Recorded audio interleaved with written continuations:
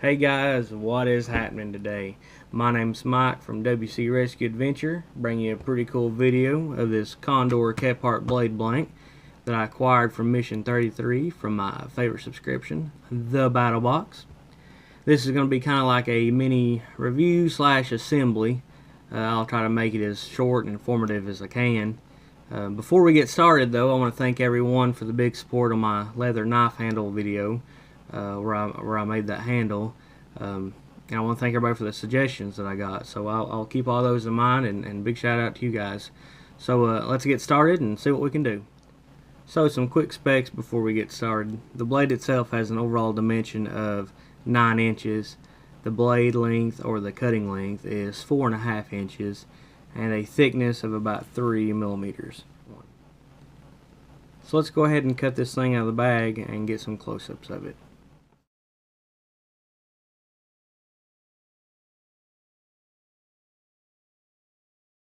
Now, the blade itself from Battlebox, they was giving it a price range of $18.69.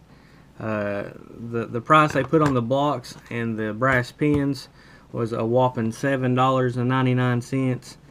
Now, I found the blade by itself on Amazon for $22.94, so that's pretty good discount there. The walnut scales without the pins was $3.85. The brass pins, the ones that I found, was 2 6-inch pieces, so you'll get quite a bit more material than what you see here. Those were $9 for various thicknesses. The blade itself, let's get back to it, is 1075 high carbon steel. Yeah, that's basically it. Obviously, it's full tang. You gotta put it together. But let's see how it performs straight out of the bag. All right. So I'm gonna go ahead and take this little protective cover off the tip here, and the thing feels somewhat sharp out of the bag. Condor is not known for having extremely hair popping blades straight out of the box from the factory, but hey, we'll see what we can work with and give a light touching up after we put it together. First thing, let's give it a whack with the light my fire ferrocerium rod here and see if we can get any sparks. Now, I ain't gonna do a bunch because obviously I'm indoors at the moment, but we'll see if she'll throw any. Feels kind of sharp, so we'll see what she does here. Oh yeah. Yeah, she will throw some fire. So that's always a big plus. I just got an old piece of cedar here, so let's see what she'll do there.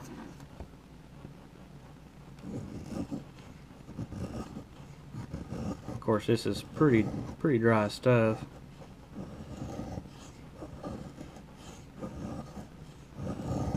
So I mean, it's not bad out of the bag. It's really not. Honestly, I mean, I'd like to have it a lot sharper than it is, but I mean, it's not bad. Which I guess is kind of a good thing that it's not crazy sharp. That way, when you go to start sticking everything together, you don't cut your fingers off or nothing. But so there's the dimensions and the quick specs and rundown of it out of the bag. So let's move outside of the old workshop and see if we can't get some of the stuff put together. Alright guys, so off camera I went ahead and just traced out the handle and where the brass dowels are going to go. I'm going to probably speed this video up, go ahead and drill the 3 holes on each scale and go ahead and do the sanding. I'll probably in fast forward, that way the shortens the video down substantially. So I'll get to it and we'll get back to you when it's done. So I'm going to start drilling these holes here on both scales. I'm going to put the two together with the brass dowels. That way I can get the front even as much as I can. That way when I actually put it on the knife itself, it'll be easier for me to sand since the front will already be done. You can see I've got some guidelines kind of marked on there with a Sharpie on how I want the angle So basically, I'm going to cut some of the bulk off here to make it a little easier on sanding, so it's not as time consuming. And then I'm going to cut out some scales out of a antifreeze jug there that was empty. I'm going to put everything together and kind of do some more sanding. Of course, there I'm drilling the holes for the antifreeze jug there. I've never used antifreeze jug as liners before, which I explain here in a second, but worked out pretty good. As you can see there, I'm roughing up every surface that's going to mate up, so the glue has a good contact point. It's a lot better than it being smooth. And then you want to put a light coating on every surface that's going to be mated up, and even coat the brass dowels. You want to go light on this glue because it does expand. So you want to make sure everything's covered, but lightly. And then after we get it all covered and put together, I will actually cut some little small pieces here you'll see in a second. And all those are for is just to put between my vise and the scales on the knife. Just kind of keep the pressure off of the brass dowels.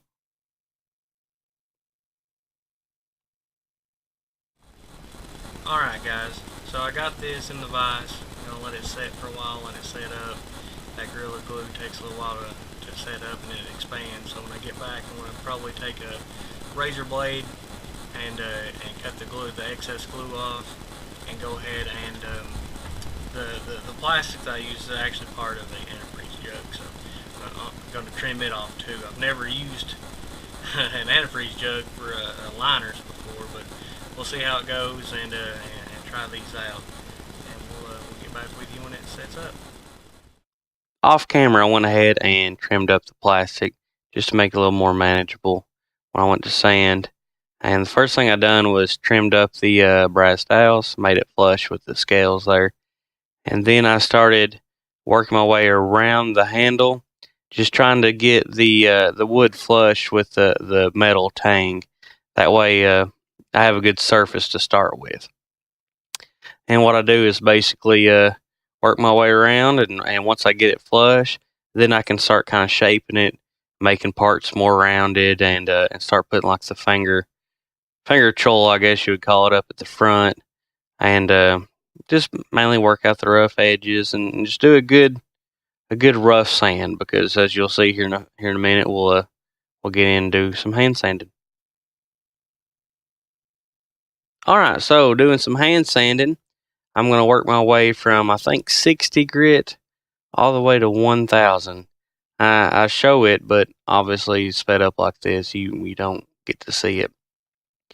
Basically, all I'm doing is I'm trying to reshape the front just a little, and then other than that, I'm just basically just smoothing it out, getting all the imperfections out, and then of course when I'm done, I'm going to throw on some boiled linseed oil, and just to make it a little shinier and a little prettier.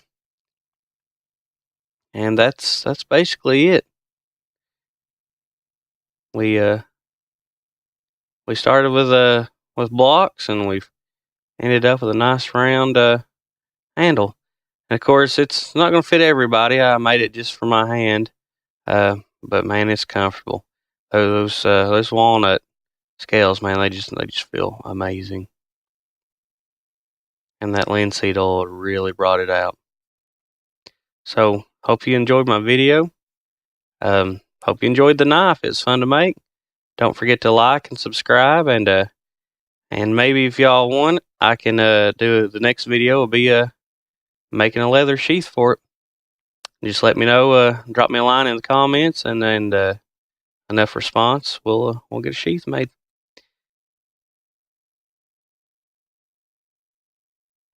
All right, you guys have fun.